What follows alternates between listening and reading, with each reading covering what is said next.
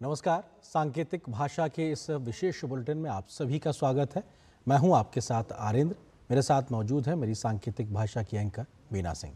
शुरुआत हेडलाइंस के साथ। ब्रुनेई दौरे के सफलतापूर्वक समापन के बाद पीएम मोदी सिंगापुर पहुंचे। होटल पहुंचने पर पीएम मोदी का भारतीय समुदाय ने किया जोरदार स्वागत। सिंगापुर दौरे पर अपने समकक्ष लॉरेंस वोंग से करेंगे मुलाकात। व्यापार और निवेश के नए आयामों पर होगी चर्चा।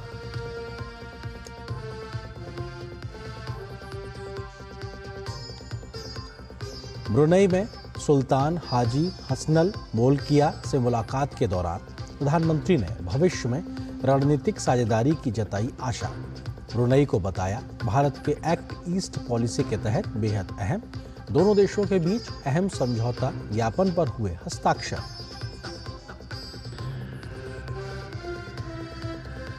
राष्ट्रपति द्रौपदी मुर्मू महाराष्ट्र के 3 दिवसीय दौरे पर। राष्ट्रपति ने अपने दौरे के आखिरी दिन आज लातूर जिले के उदगीर में विश्व शांति बुद्ध विहार का किया उद्घाटन। राष्ट्रपति ने उदगिरी कॉलेज मैदान में शासन आपाल्यादारी और मुख्यमंत्री माझी लड़की बहनी योजना के लाभार्थियों से की मुलाकात।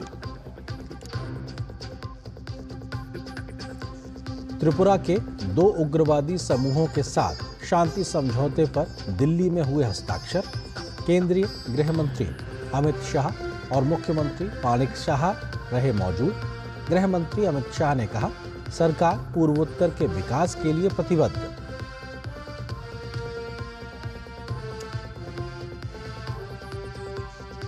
पेरिस पैरालंपिक में भारत को एक और पदक। पुरुषों के शॉट पुट F46 फाइनल में सचिन खिलाड़ी ने जीता रजत पदक। पेरिस पैरालंपिक में भारत का 21वां पदक।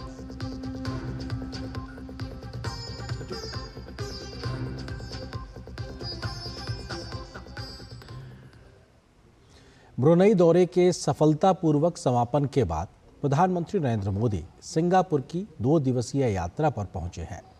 होटल पहुंचने पर प्रधानमंत्री का भारतीयों ने पारंपरिक तौर से स्वागत किया। इस दौरान मिनी इंडिया की झलक नजर आई। महाराष्ट्र के पारंपरिक ढोल वादन से उनका स्वागत किया गया। प्रधानमंत्री ने भी खुद ढोल बजाया।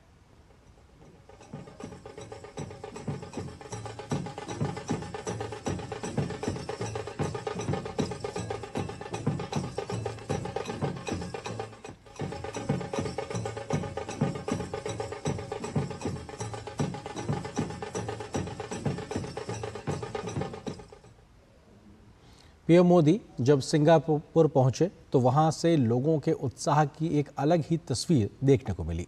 प्रधानमंत्री ने भी इस मौके पर ढोल बजाया और महिलाओं से राखी बंधवाई। ओडिशी नृत्य प्रस्तुत करने वाली 3 सिंगापुर की लड़कियों से अपनी खुशी व्यक्त की। स्वागत के लिए पहुंचे प्रवासी भारतीयों ने पीएम मोदी से बातचीत भी की।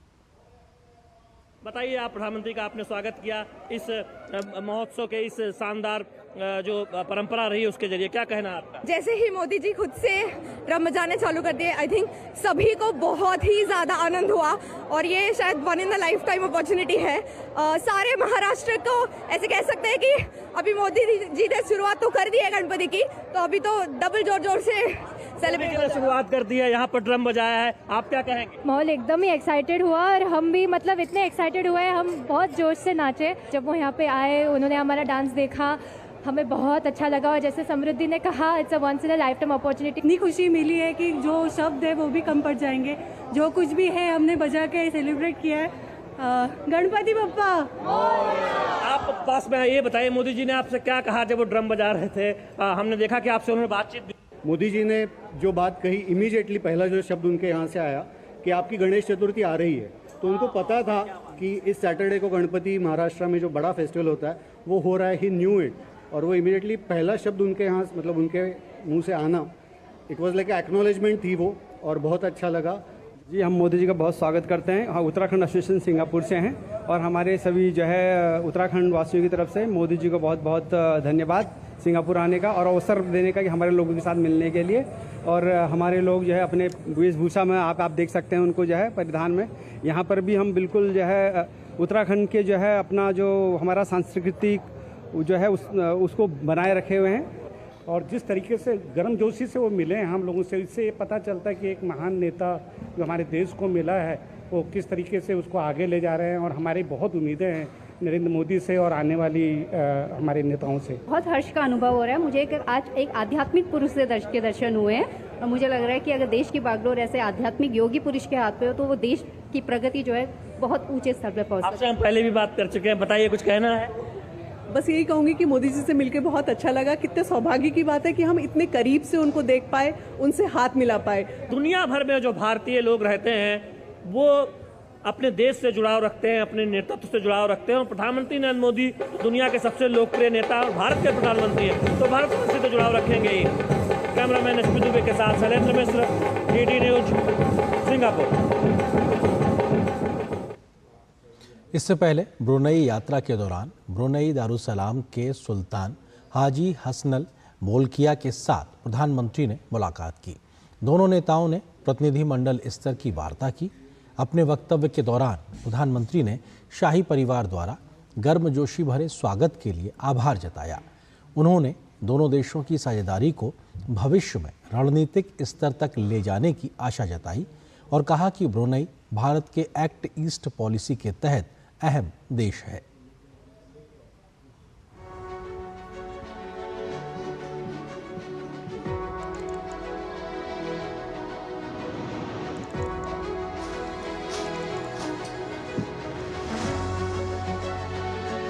योर मैजेस्टी, गर्मजोशी भरे स्वागत और आतिथ्य सत्कार के लिए मैं आपको और पूरे शाही परिवार का हृदय से आभार व्यक्त करता हूं। सबसे पहले मैं आपको और ब्रुनई के लोगों को आजादी की 40वीं वर्षगांठ पर 140 करोड़ भारतवासियों की तरफ से हार्दिक बधाई देता हूं। ब्रुनई दारुसलाम के सुल्तान हाजी हसनल बोल्किया के साथ प्रधानमंत्री नरेंद्र मोदी ने मुलाकात की। दोनों नेताओं के बीच ये मुलाकात सुल्तान के आवास इस्ताना नुरुल ईमान पैलेस में हुई। ब्रुनई की आजादी के 40 साल के इतिहास में ये किसी भी भारतीय प्रधानमंत्री की पहली द्विपक्षीय यात्रा भी है। प्रधानमंत्री नरेंद्र मोदी और सुल्तान हाजी हसनल ने एक प्रतिनिधिमंडल स्तर की वार्ता की। दोनों देशों ने आपसी साझेदारी को भविष्य में रणनीतिक दिशा देने के लिए चर्चा की। हमारी साझेदारी को स्ट्रैटेजिक दिशा देने के लिए हमने सभी पहलुओं पर व्यापक चर्चा की। हम आर्थिक, वैज्ञानिक और रणनीतिक क्षेत्रों में अपने सहयोग को मजबूत करने के लिए प्रतिबद्ध है। हमने कृषि, उद्योग, फार्मा और स्वास्थ्य के साथ साथ फिनटेक और साइबर सिक्योरिटी में आपसी सहयोग पर बल देने का निर्णय लिया है। दोनों ही देशों के बीच समझौता ज्ञापन पर हस्ताक्षर हुए और उनका आदान प्रदान हुआ। टेलीमेट्री, सैटेलाइट और लॉन्च व्हीकल के ट्रैकिंग और टेलीकमांड स्टेशन को लेकर समझौता हुआ। इसके अलावा भारत और ब्रुनई दारुसलाम ने व्यापार और निवेश, कृषि, ऊर्जा, स्वास्थ्य, साइबर सिक्योरिटी, अंतरिक्ष, रक्षा सहित कई क्षेत्रों में सहयोग को लेकर चर्चा की।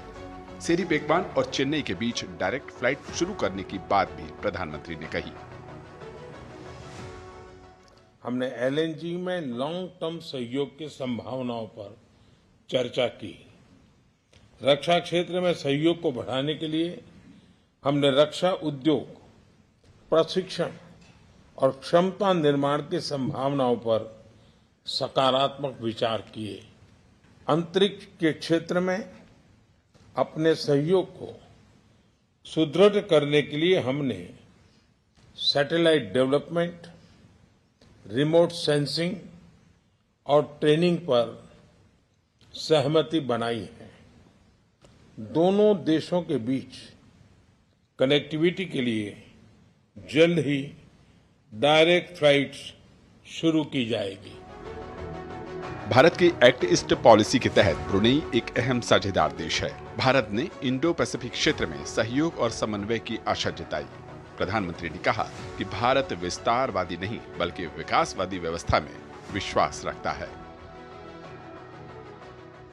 भारत की एक्ट ईस्ट पॉलिसी और इंडो पैसिफिक विजन में ब्रुनेई का महत्वपूर्ण साझेदार रहा है। भारत हमेशा आसियान सेंट्रलिटी को प्राथमिकता देता आया है और आगे भी देता रहेगा। हम अनक्लॉस जैसे अंतर्राष्ट्रीय कानूनों के तहत फ्रीडम ऑफ नेविगेशन और ओवरफ्लाइट्स का समर्थन करते हैं। हम सहमत हैं कि इस क्षेत्र में कोड ऑफ कंडक्ट पर सहमति बने। हम विस्तारवाद नहीं विकासवाद की नीति का समर्थन करते हैं। प्रधानमंत्री की ऐतिहासिक यात्रा से दोनों ही देशों के बीच संबंधों को नया आयाम मिलना तय है। साथ ही इंडो पैसिफिक क्षेत्र में नियम आधारित व्यवस्था बनाने और आसियान देशों के बीच बेहतर समन्वय को भी गति मिलेगी। सेरी बेगवान से मुनमुन भट्टाचार्य के साथ ब्यूरो रिपोर्ट, डीडी न्यूज।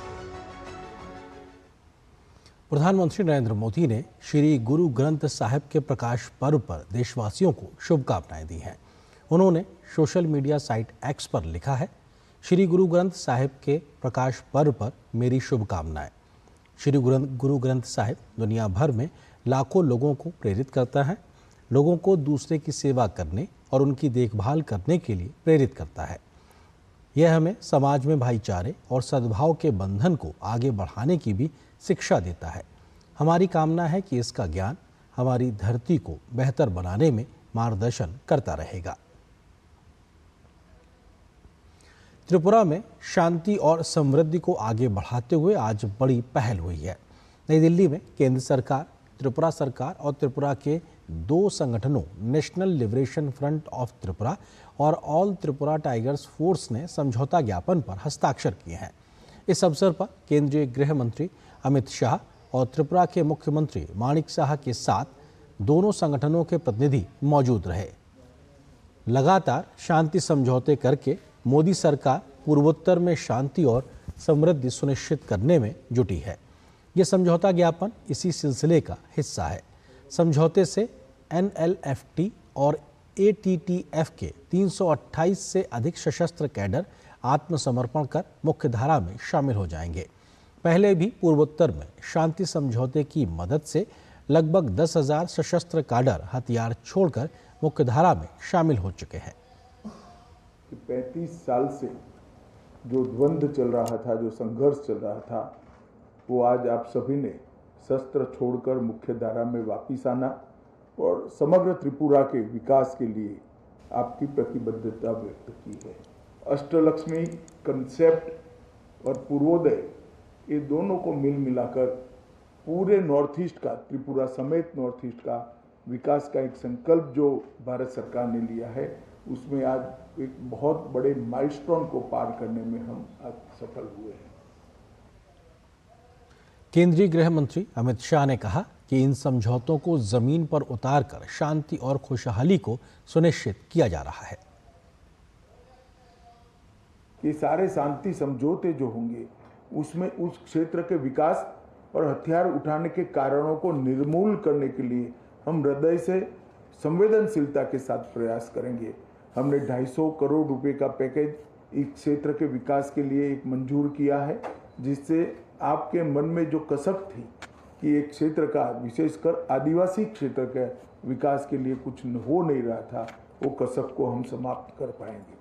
चाहे बोडो समझौता हो, चाहे बाकी सारे समझौता हो, चाहे ब्रू रियांग समझौता हो, हमने हर समझौते को जमीन पर उतारा है। त्रिपुरा के मुख्यमंत्री ने शांति समझौते को बेहद महत्वपूर्ण बताया है। Under the dynamic leadership of Honorable Prime Minister Sri Narendra Modi ji and proactive initiative of Honorable Home Minister Sri Amit Shah ji, A dozen of peace agreements have been signed in the Northeast in the last 10 years to resolve many of the complex issues, out of which for Tripura alone there are 3 agreements so far. It is a matter of great satisfaction that the members of National Liberation Front of Tripura NLFT and all Tripura Tiger Force ATTF have decided to join the mainstream for participation in the development journey spearheaded by our Honorable Prime Minister. राष्ट्रपति द्रौपदी मुर्मू महाराष्ट्र के 3 दिवसीय दौरे पर हैं। राष्ट्रपति ने अपने दौरे के आखिरी दिन आज महाराष्ट्र के लातूर जिले के उदगीर में विश्व शांति बुद्ध विहार का उद्घाटन किया। इस बुद्ध विहार में एक साथ कम से कम 1000 लोग ध्यान कर सकते हैं।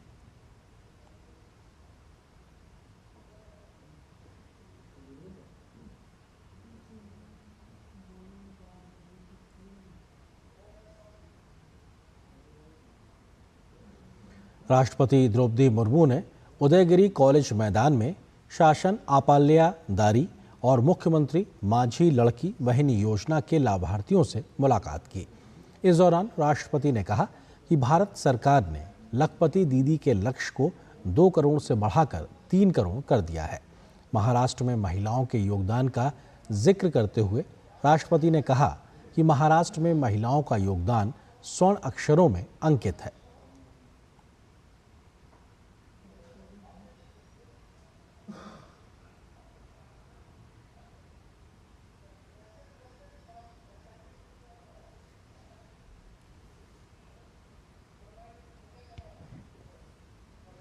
केंद्रीय शिक्षा मंत्री धर्मेंद्र प्रधान ने कहा है कि राष्ट्रीय शिक्षा नीति के तहत 2035 तक उच्च शिक्षा में सकल नामांकन अनुपात को 28% से बढ़ाकर 50% तक करने की बड़ी चुनौती है। आज नई दिल्ली में संस्थागत विकास योजना पर यूजीसी की कार्यशाला को संबोधित करते हुए उन्होंने कहा कि देश में आज उच्च शिक्षा में छात्रों का नामांकन 4.3 करोड़ है, जिसे बढ़ाकर 2 गुना यानी 8 करोड़ से अधिक करना होगा।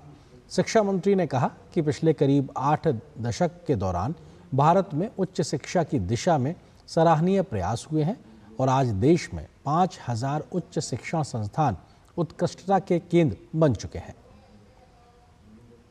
अराउंड 4.3 करोड़ स्टूडेंट्स हैं और ये 28% GR है। एनईपी ने ये कहा है कि आने वाले 10-12 साल में इसको 50% तक ले जाना, यानी डबल द नंबर करना है। डबल द नंबर करने में चुनौती अनेक है। पिछले लगभग नियरिंग 8 डिकेड्स में प्रवास हमारी बहुत संतोषजनक रहा है, बहुत कॉन्फिडेंस बढ़ाने वाले जर्नी हमारी रही। आज देश में 1200 यूनिवर्सिटी इक्विवेलेंट इंस्टीट्यूशन है। देश में कॉलेज की संख्या, हायर एजुकेशन इंस्टीट्यूशन की संख्या अराउंड 50,000 है। उस 50,000 की 10% एक प्रकार से सेंटर ऑफ एक्सीलेंस काम कर रहा है। कोलकाता के आरजी-कर मेडिकल कॉलेज एवं अस्पताल में महिला डॉक्टर के साथ बलात्कार और हत्या मामले को लेकर पश्चिम बंगाल की सरकार बुरी तरह घिरने और भारी जनाक्रोश के दबाव में महिला सुरक्षा से जुड़ा विधेयक लेकर आई है। वैसे तो बीजेपी ने इस विधेयक को अपना समर्थन दिया है, लेकिन बीजेपी नेता और संसदीय कार्य मंत्री किरण रिजिजू ने ममता बनर्जी की कथनी और करनी पर सवाल खड़े किए हैं। किरण रिजिजू ने एक एक्स पोस्ट में ममता बनर्जी पर बलात्कार जैसे संवेदनशील मुद्दे पर लापरवाही बरतने को लेकर निशाना साधा है। किरण रिजिजू ने सोशल मीडिया पर 2021 का एक पत्र साझा करते हुए लिखा कि पश्चिम बंगाल की मुख्यमंत्री ने महिलाओं और बच्चों को त्वरित न्याय प्रदान करने के अपने सबसे पवित्र कर्तव्य की अनदेखी की है। उन्होंने कहा कि 2021 का ये पत्र स्पष्ट रूप से इसका प्रमाण है। 2021 में लिखे गए इस पत्र में ममता सरकार से बलात्कार जैसे मामलों से निपटने के लिए फास्ट ट्रैक स्पेशल कोर्ट की स्थापना और संचालन के लिए सहमति देने की अपील की गई है।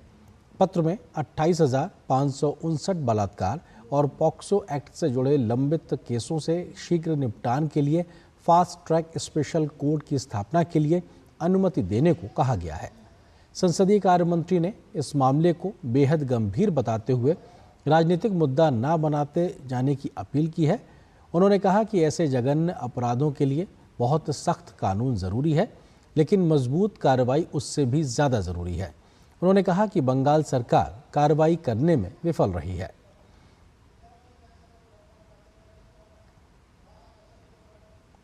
वहीं संसदीय कार्य मंत्री के एक्स पोस्ट को शेयर करते हुए बीजेपी नेता शुभेंदु अधिकारी ने केंद्रीय कानून एवं न्याय मंत्री द्वारा भेजा गया ये पत्र फास्ट ट्रैक स्पेशल कोर्ट और पॉस्को कोर्ट की स्थापना के संबंध में पश्चिम बंगाल सरकार के ढुलमुल रवैये पर प्रकाश डालता है। बीजेपी नेता ने लिखा कि महिलाओं और बच्चों के लिए त्वरित न्याय सुनिश्चित करने के लिए पश्चिम बंगाल की मुख्यमंत्री के साथ सीधे इस मामले को उठाने के बाद भी उन्होंने इस मुद्दे को नज़रअंदाज कर दिया। उन्होंने कहा कि हर कोई जानता है कि जो कुछ भी कहा जा रहा है या किया जा रहा है वह महज दिखावा है।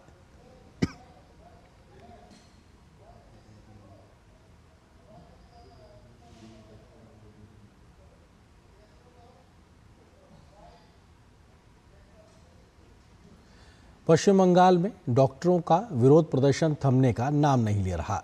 विरोध के इसी क्रम में आज पश्चिम बंगाल में डॉक्टरों ने रात 9 से 10 बजे के बीच लाइट बंद कर आरजीकर मेडिकल कॉलेज और अस्पताल में बेरहमी से बलात्कार और हत्या की शिकार हुई ट्रेनी डॉक्टर के लिए एक न्याय का दिया जलाने का आह्वान किया है।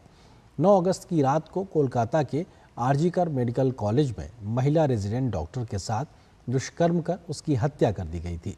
इस दौरान भाजपा नेता अमित मालवीय ने पश्चिम बंगाल सरकार को घेरते हुए कहा है कि ममता बनर्जी की उदासीनता ने ट्रेनी डॉक्टर को दूसरी बार मार डाला। उन्होंने लोगों से विरोध में शामिल होने की अपील की। अमित मालवीय ने लोगों से ममता बनर्जी के जीर्ण शीर्ण शासन के खिलाफ खड़े होने और न्याय के लिए आंदोलन का हिस्सा बनने की अपील की है। कोलकाता रेप मर्डर मामले को लेकर कला और साहित्य जगत से जुड़ी हस्तियां भी बेहद आक्रोशित हैं। ममता सरकार के रवैये से नाराज कई प्रमुख साहित्यिक, रंगमंच और फिल्मी हस्तियों ने राज्य सरकार द्वारा दिए गए पुरस्कार लौटाने की घोषणा की है। जिन कलाकारों और साहित्यकारों ने अवार्ड वापस करने का फैसला किया है उनमें अभिनेत्री सुदीप्ता चक्रवर्ती, रंगमंच के कलाकार विप्लव बंदोपाध्याय और प्रसिद्ध अभिनेता चंदन सेन शामिल हैं। राज्य के सूचना और सांस्कृतिक मामलों के विभाग को लिखे पत्र में सुदीप्ता चक्रवर्ती ने कहा कि वो घटना के विरोध में जुलाई 2013 में ममता सरकार द्वारा दिया गया विशेष फिल्म पुरस्कार वापस कर रही हैं। इसी तरह बंगाली रंगमंच कलाकार विप्लव बंदोपाध्याय ने ऐलान किया कि इस साल की शुरुआत में पश्चिम बंगाल नाट्य अकादमी से मिला पुरस्कार वो लौटा रहे हैं। उन्होंने राज्य सरकार और पुलिस बल पर आरोप लगाया कि 9 अगस्त को आरजीकर अस्पताल में महिला डॉक्टर के साथ दुष्कर्म और हत्या की घटना से जुड़े तथ्यों को राज्य सरकार छुपाना चाहती है। अभिनेता चंदन सेन ने भी घोषणा की कि वह नाट्य अकादमी द्वारा उन्हें दिए गए दीन बंधु मित्र पुरस्कार को लौटा रहे हैं। नए वित्त वर्ष में विदेशी निवेश के फ्लो में अच्छा ट्रेंड देखने को मिल रहा है। ताज़ा आंकड़े बताते हैं कि चालू वित्त वर्ष की पहली तिमाही के दौरान भारत में प्रत्यक्ष विदेशी निवेश में करीब 48% की शानदार तेजी आई और आंकड़ा $16 बिलियन के पार निकल गया। DPIIT के आंकड़ों के अनुसार वित्त वर्ष 2024-25 की पहली तिमाही यानी अप्रैल से जून 2024 के 3 महीनों में भारत में $16.17 बिलियन का प्रत्यक्ष विदेशी निवेश आया। यह आंकड़ा एक साल पहले की समान अवधि की तुलना में 47.8% ज़्यादा है। पिछले वित्त वर्ष की समान अवधि यानी अप्रैल से जून 2023 के 3 महीनों के दौरान FDI इनफ्लो $10.94 बिलियन रहा था। विश्व बैंक ने कृषि क्षेत्र और ग्रामीण मांग में सुधार के दम पर चालू वित्त वर्ष 2024-25 में भारतीय अर्थव्यवस्था की वृद्धि दर 7% रहने का अनुमान लगाया है। विश्व बैंक ने इससे पहले जून में अनुमान लगाया था कि भारत की वृद्धि दर 6.6% रह सकती है। विश्व बैंक की मंगलवार को जारी रिपोर्ट में कहा गया है कि चुनौतीपूर्ण वैश्विक माहौल के बावजूद भारत की वृद्धि दर मजबूत बनी हुई है। विश्व बैंक के वरिष्ठ अर्थशास्त्री रैन ली ने कहा है कि मानसून तक निजी खपत में सुधार के दम पर भारत के जीडीपी के पूर्वानुमान को संबोधित किया गया है। विश्व बैंक ने इंडिया डेवलपमेंट अपडेट रिपोर्ट में कहा कि भारत की वृद्धि दर 2024-25 में 7% रहने की उम्मीद है। रिपोर्ट में कहा गया है कि कृषि क्षेत्र में सुधार से उद्योग में आई मामूली गिरावट की आंशिक भरपाई हो जाएगी और सेवाएं मजबूत बनी रहेंगी। कृषि में अपेक्षित सुधार से ग्रामीण मांग भी बेहतर होगी। उत्तर प्रदेश के प्रयागराज में नकली नोट छापने वाले जामिया हवीविया मदरसे से जुड़ी बड़ी खबर सामने आई है। मदरसे में छापेमारी के दौरान आपत्तिजनक साहित्य भी बरामद हुआ है। इसमें राष्ट्रीय स्वयंसेवक संघ को देश का सबसे बड़ा आतंकवादी संगठन बताने वाली किताब भी बरामद हुई है। पुलिस के मुताबिक गिरफ्तार किया गया मदरसे का कार्यवाहक प्रिंसिपल तफसीरुल आफरीन इस किताब को पढ़ता था। यह किताब महाराष्ट्र के पूर्व आईजी SM मुशर्रफ ने लिखी थी। इस किताब में राष्ट्रीय स्वयंसेवक संघ को लेकर तमाम आपत्तिजनक बातें लिखी गई हैं। यह किताब पहले उर्दू में प्रकाशित की गई थी, बाद में इसका हिंदी अनुवाद भी किया गया था। कार्यवाहक प्रिंसिपल के कमरे से कई अन्य आपत्तिजनक डॉक्यूमेंट भी मिले हैं। साथ ही कमरे से स्पीड पोस्ट भी की गई पर्चियां मिली हैं। पुलिस अब तक पता लगाने की कोशिश कर रही है कि यह स्पीड पोस्ट किस जगह पर भेजे गए थे। कहीं स्पीड पोस्ट के जरिए दूसरी जगह पर नकली नोट तो नहीं भेजे जा रहे थे। पेरिस पैरालंपिक में भारत को एक और पदक मिला है। पुरुषों के शॉट पुट F46 फाइनल में भारत के सचिन खिलाड़ी ने रजत पदक जीता है। सचिन ने 16.32 मीटर के थ्रो के साथ रजत पदक अपने नाम किया। पेरिस पैरालंपिक में ये भारत का 21वां पदक है। पेरिस पैरालंपिक खेलों में भारत ने पैरालंपिक खेलों के इतिहास का अभी तक का सर्वश्रेष्ठ प्रदर्शन किया है। इस खबर के साथ सांकेतिक भाषा के इस बुलेटिन में फिलहाल बस इतना ही। मुझे और मेरी सहयोगी मीना सिंह को दीजिए अनुमति। नमस्कार।